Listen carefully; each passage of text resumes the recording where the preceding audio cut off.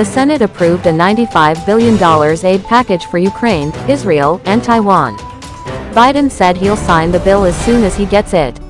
On Tuesday, the Senate strongly agreed to give $95.3 billion to help Ukraine, Israel, and Taiwan. This bill now goes to President Biden for him to sign.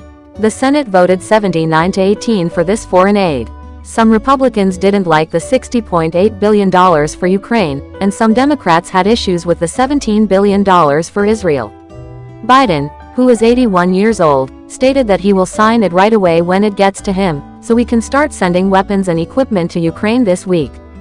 The situation is serious. Ukraine is getting hit hard by Russia's constant attacks. Israel recently faced big attacks from Iran, and there are refugees and people affected by fights and natural disasters in places like Gaza, Sudan, and Haiti. Plus, our partners in the Indo-Pacific region need help to feel safe and secure. He thanked Senate leaders for backing these efforts. This bill is very important because it will help keep our country and the world safer. We're supporting our friends who are defending themselves against groups like Hamas and leaders like Putin. Over 2 months ago, Senate Majority Leader Chuck Schumer sent a national security bill to the House. However, House Speaker Mike Johnson and Republicans turned down the foreign aid package because it didn't include extra money for U.S. border security. Today, on the Senate floor before the final vote, Schumer declared a strong message: America will always stand up for democracy when it's in trouble. He said, "We're telling our friends, we've got your back, and warning our enemies, don't mess with us. We're showing the world that we'll do whatever it takes to defend democracy and our way of life." He added that after 6 months of hard work, their efforts paid off.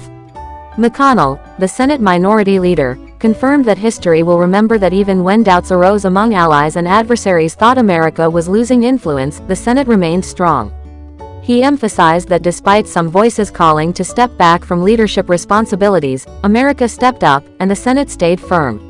McConnell, the Senate Minority Leader, said that history will remember that even when our allies were concerned about our determination, and countries like Moscow, Beijing, and Tehran thought our influence was fading, and even when some people at home wanted to avoid leadership responsibilities, America and the Senate stayed strong.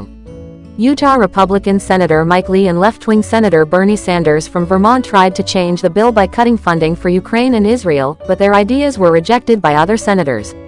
Neither of them voted for the final approval of the bill. The foreign aid package also included $9 billion to help areas devastated by war, like the Gaza Strip in Ukraine, with humanitarian assistance.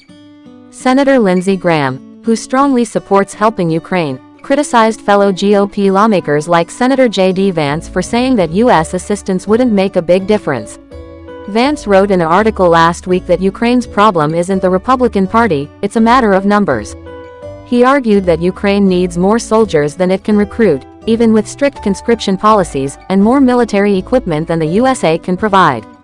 Graham, speaking on Fox News, disagreed strongly, saying, "That's nonsense." He mentioned his recent trip to Ukraine and said they've changed their conscription laws and have enough manpower, what they really need are weapons. In the end, 15 Republicans, including Senate Conference Chairman John Barrasso from Wyoming, and 3 Democrats voted against the foreign aid package.